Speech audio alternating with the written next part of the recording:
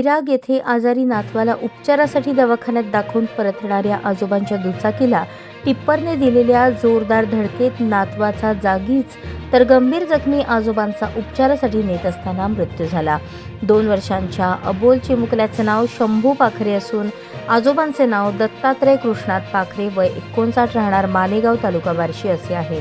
एका क्षणात आजोबा नातवाचे भविष्य अंधारात गेले आणि मागे केवळ शोक, विखुरलेली स्वप्ने आणि आईच्या डोळ्यात आयुष्यभर न सुकणारे अश्रू उरले.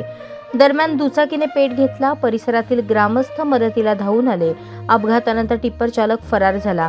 त्यामुळे मृताच्या नातेवाईकांनी जोपर्यंत आरोपीला अटक होत नाही तोपर्यंत मृतांवर अंत्यविधी करणार नाही, तसेच मृतदेह वैराग पोलीस स्टेशनला आणू असा इशारा देताच पोलिसांनी टिप्पर चालक आरोपीला अटक केली. दत्तात्रय पाखरे हे नातवाला दुचाकीवर पुढे बसवून दुचाकीवरून गावाकडे परतत होते. भरधाव टिप्पर अचानक आपली लेन सोडून थेट त्यांच्या दुचाकीवर येऊन आदळला. अपघातात शंभू फेकला गेला. त्याच्या डोक्याची कवटी फुटून रस्त्यावर मेंदू विखुरला. आजोबा दत्तात्रय पाखरे गंभीर जखमी झाले. त्यांना आजूबाजूच्या ग्रामस्थांनी ग्रामीण रुग्णालयात हलवले, परंतु वाटेत असतानाच ते मरण पावले. शंभू सकाळी थोडा अस्वस्थ होता. त्याला ताप आला होता. आईला काळजी वाटू लागली. आईने दत्तात्रय पाखरे यांना, बाबा, शंभूला घेऊन वैरागला डॉक्टरांकडे जरा दाखवून आणा अशी विनंती केली. नातवावर जीव ओवाळून टाकणारे आजोबा लगेच तयार झाले.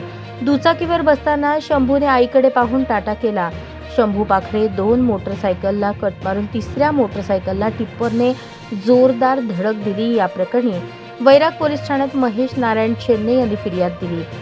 टिप्पर चालक सध्या फरार असून त्याचा शोध सुरू आहे.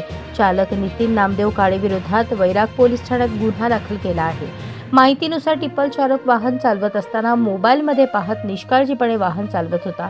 परिसरातील नागरिकांनी तात्काळ 108 वर फोन करून रुग्णवाहिकेस बोलावून घेतले. दोघांना तात्काळ सिव्हिल रुग्णालयात नेण्यात आले, मात्र उपचार सुरू करण्यापूर्वीच त्यांचा मृत्यू झाला. जवळ असलेल्या आधार कार्डवरून मृतांची ओळख पटली. हा आपला हक्काचा चॅनल AG न्यूज. संपादक अंबादास गज्जर. या YouTube चॅनलला लाईक करा, शेअर करा, सबस्क्राईब करा. संपर्क 94 92 37 68 92.